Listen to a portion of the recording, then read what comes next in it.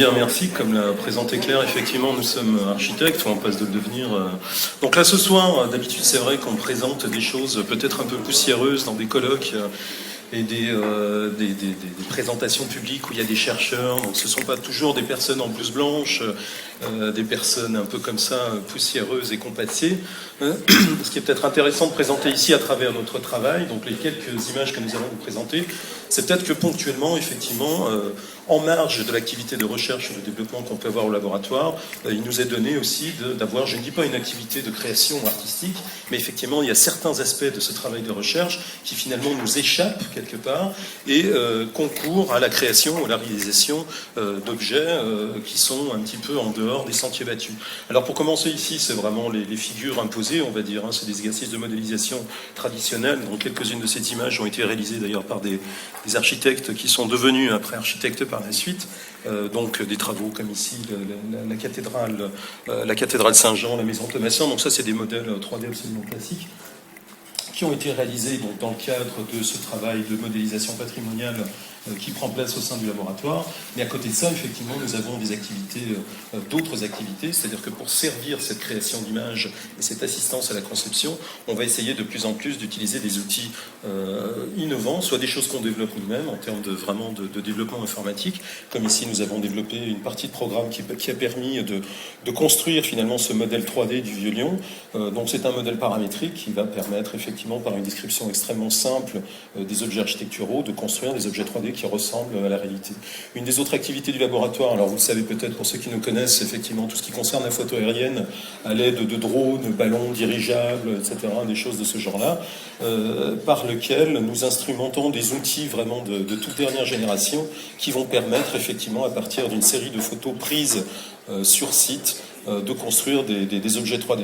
Alors ici, je dis des objets qui échappent, parce que ce genre de photos que nous avons prises alors ici à la Cité internationale étaient prises au bout d'un ballon, donc Michel, qui est là-bas avec une crête sur la tête, qui a participé très activement à ce travail, est là pour en témoigner. Effectivement, quand on a une caméra qui est suspendue au bout d'un ballon et qui se balade avec 20 km/h devant, on maîtrise très mal finalement le cadrage, mais c'est vrai qu'à force de faire des centaines et des centaines d'images, il y a des images qui finalement sont cadrées de manière complètement inattendue, que l'on attendait peut-être pas, et qui donnent des images absolument inattendues et spectaculaires.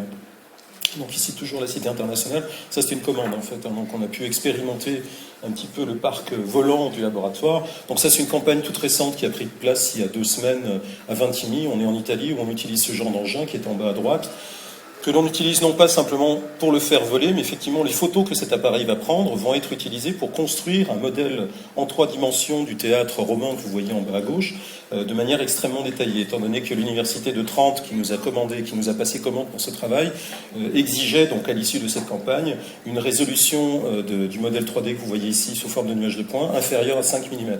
Donc ces nouvelles technologies, effectivement, sont instrumentées de plus en plus pour servir ce genre de mode opératoire. Ici, les cônes, enfin les pyramides que vous voyez en haut, sont les photos à chaque fois. Donc l'hélicoptère se baladait en zigzag et prenait plusieurs photos les unes après les autres. Je vais laisser Florent qui va vous parler un petit peu de la partie développement et recherche. Merci Renato. Alors, une discipline qui est explorée dans le laboratoire, mais qui trouve toute sa résonance aujourd'hui, c'est l'architecture générative.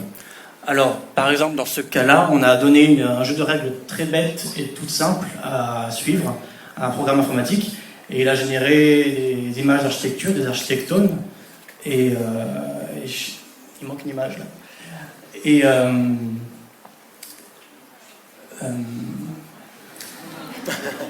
il manque une image. Elle a été zappée.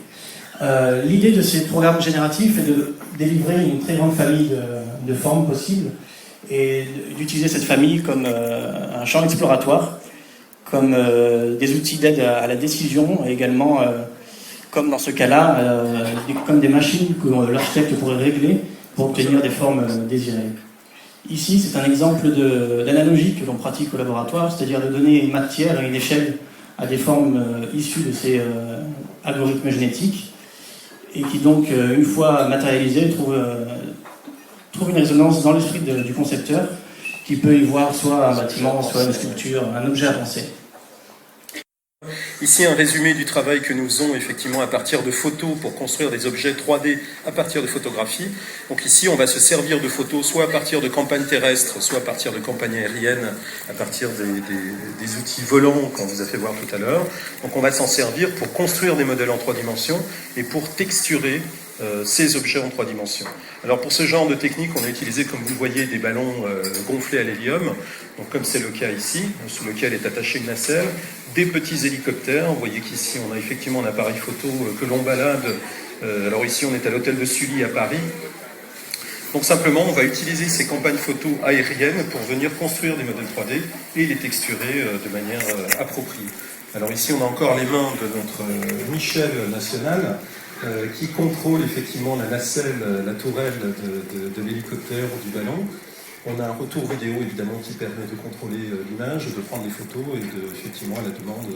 Alors depuis 6 mois, depuis le début de l'année, nous utilisons un nouveau drone donc électrique. Vous avez certainement vu voir ces hexacoptères qui ont 6 ou 8 moteurs de manière circulaire et qui ont l'avantage de produire des images extrêmement stables.